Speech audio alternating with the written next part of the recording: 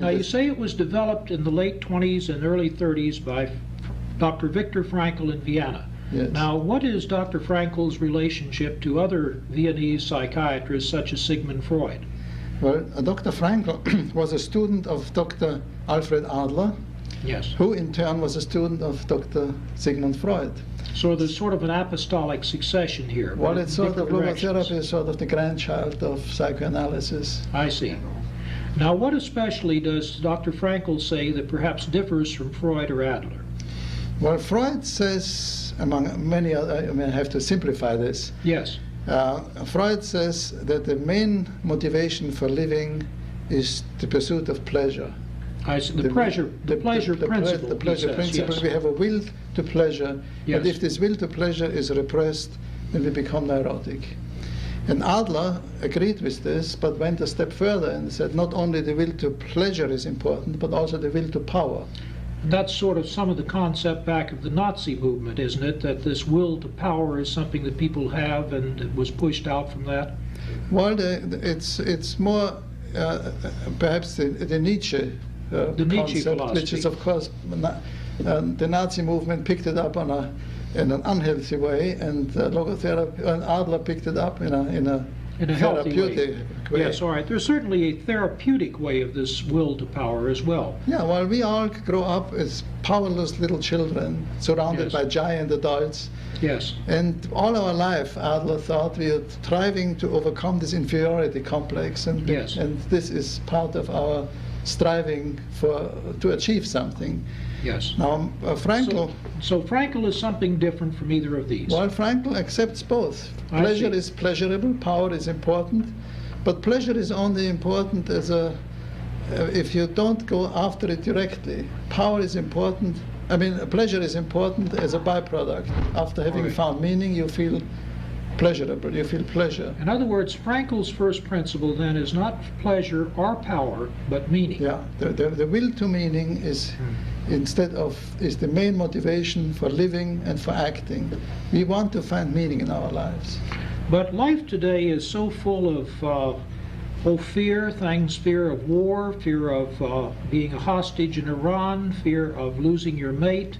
There are so many fears. How does this principle of finding meaning and relationship hold up under conditions of stress? For instance, in Frankl's old life, did it hold up under a condition of stress? Well, it not only holds up in conditions of stress, but it is absolutely necessary in conditions of stress. And this is why we, all of us, are much more concerned with meaning now than we were in Freud's time. In Freud's time, we were concerned with sex and with pleasure, because this was repressed. Now, sex is not repressed so much anymore, but meaning is repressed. Now, in this theory of logotherapy, how do you get the meaning? What techniques do you use? There are so many people nowadays that say, I cannot help myself because my mother did this or my father did this. My father was an alcoholic, my mother never loved me. I grew up in these terrible situations. Now, there is nothing that you can do to change your past.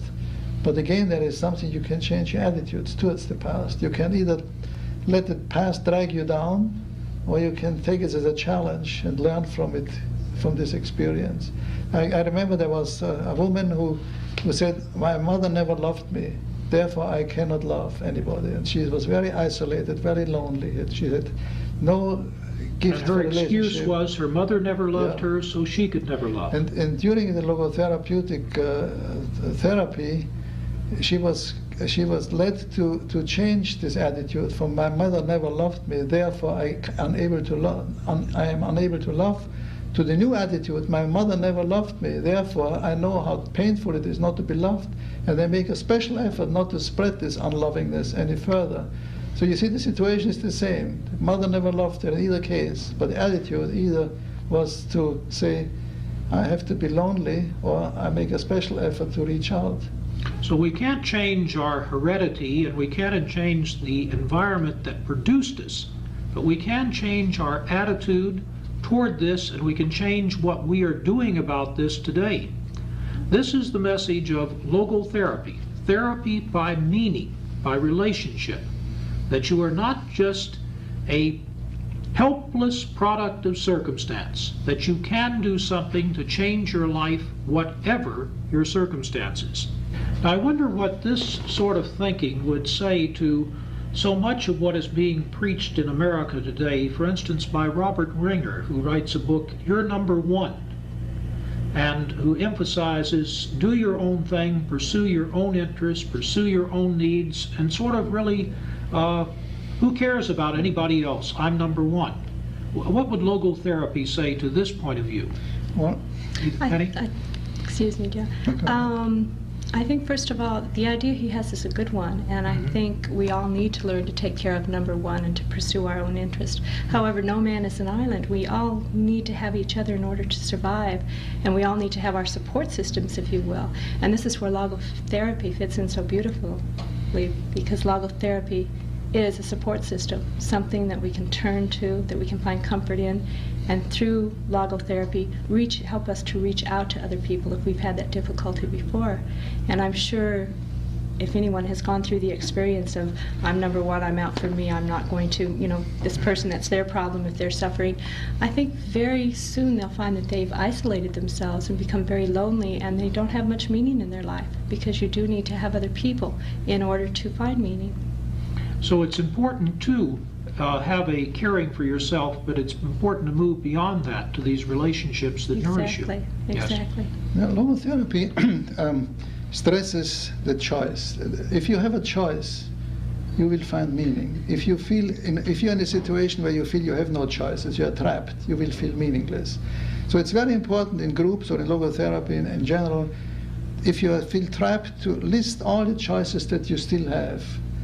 But, and this is where the number one comes in, I can do whatever I want. I have a choice, and so I do whatever I want. But Frankl stresses that the choice isn't enough. The reverse side of the choice is responsibility.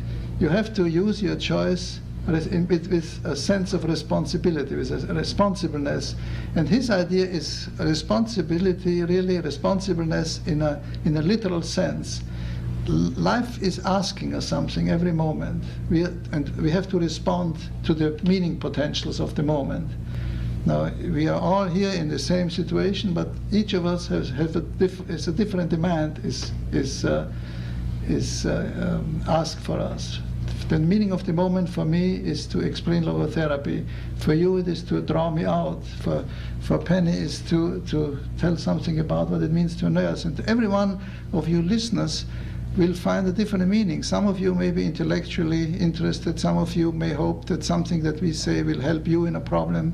Or some of you will hope that we say something that will help for somebody that you care about. And if you make a choice, you have to respond to this meaning of the moment that is offered to you. You have to really able to respond. And this is, I think, where this doing your own thing falls short, if you just do it regardless of what it happens to others. I can respond very much to that sense of that when I don't have a sense of choice, I feel the meaning goes out of life. Yes. That I get trapped into situations where I find I get out my little appointment book and everything's booked up there, and there's no room for anything anymore. There's only responding in that moment to that person and the next one who's coming. And I'm very conscious that I had my own need to set aside one day a week as a Sabbath. One day a week in which I could really do what I wanted to do, that I could make the choices for that day instead of having choices imposed upon me. And I gather it's that sort of making space for your own affirmation and your own ability to choose your own relationships that is part of what logotherapy is saying. Well, this brings us to something which is perhaps the center point of logotherapy. When Frankl says, that we always have choices under all circumstances. We all are free to choose. And the reasons why he can say this is because he includes in this freedom of choice not only the freedom to choose to change a situation from a meaningless situation to a meaningful situation, but where this is not possible, there is one choice that nobody can ever take away from us, and this is the choice of our attitudes. We can take a meaningful attitude towards a meaningless situation. We can have several attitudes to a meaningless situation. There are innumerable case histories that I could tell you about where a completely a change of life comes about by a change of attitudes. I see some similarity between some of Frankl's thought here and some of the thought that comes to us from Eastern religions. Mm-hmm. I think especially of a famous Zen Buddhist story now, where the monk is chased by a ravenous tiger, and the tiger comes leaping after the monk, and the monk falls over a cliff, and he looks down below him, and there is another ravenous tiger. And he looks up above him, and here is the ravenous tiger. And he's hanging on to a little bush. And the bush is just loose, and it may come at any time. And he sees one strawberry growing on the bush. And he reaches up, and he picks the strawberry, and he eats it, and says, "How delicious." Now, I gather this would be similar to what Frankl would recommend in such a circumstance.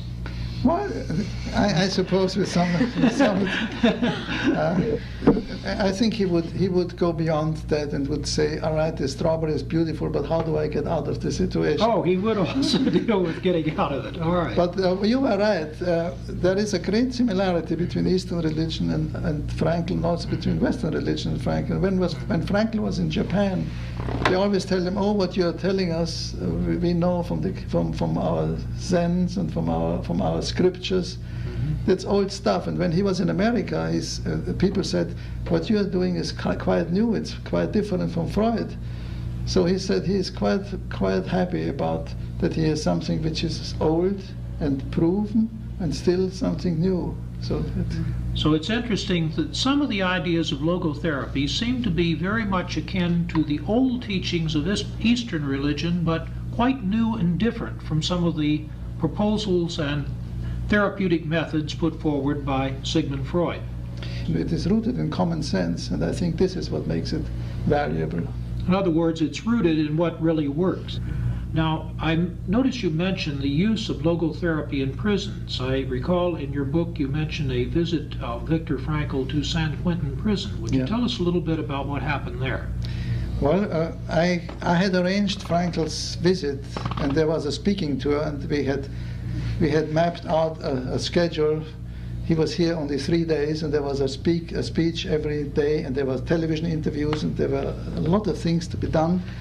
And the second day, when he spoke in Marin County, the director of San Quentin came to him and said that one of his prisoners had read Dr. Frankl's book, Man's Search for Meaning, and it had changed his whole outlook of life. And he had heard that Frankl was in the area, whether Frankl could possibly make time to visit him and talk to him. And to our great consternation, Frankl overthrew the entire schedule that we had mapped out and made time to go to San Quentin. And I went with him, and it was an unforgettable experience because he talked to that prisoner. And as a result of this talk to the prisoner, the next time he came, it was arranged that he talked to all the prisoners that wanted to hear him. So I was with him in San Quentin twice, and I described this in my book. I had quite a great insight in what prisoners like to do with their lives. That was the first time that some psychologist came to the prisoners, and instead of telling them you are doomed because you have this terrible upbringing, your parents were neglecting you, you grew up in slums, and society is against you. Here was a man who said, and this is again a message of logotherapy, regardless of what your background is, or what your drawbacks are, you have it within you to take a stand against this drawback. That's why he called this last speech he gave in November the defiant power of the human spirit. Sort of a Promethean thrust here. You're going to hold up your courage to the gods. And that was very important for the prisoners to hear that they still, in their terrible situation, they still have some power left to change their lives if they want to. Yes, well, this again is an affirmation, like in his own experience of the concentration camp, that in any circumstances you have at least the choice of your attitude to these circumstances. And again, he was very effective because these prisoners knew that he had been in the same situation. He not only was in prison, he was in the shadow of a gas chamber, a stay where... So the human spirit is beyond the givens of the pleasure principle, beyond simply seeking power and overcoming inferiority, but is on a constant quest for meaning and relationship. For our guests today, we have had two people who are very concerned with that quest for meaning and relationship. Penny Parsons, the Vice President of the Institute for Logotherapy, and Dr. Joseph Fabry, the Director of the Institute for Logotherapy. I'd like both of them to have just a few seconds for a closing comment, whatever they'd like to say. First, Penny. Yes, I think the most important thing about logotherapy is it's really a way of living, and what we do is help provide the tools for people to have a better life. Thank you, Penny.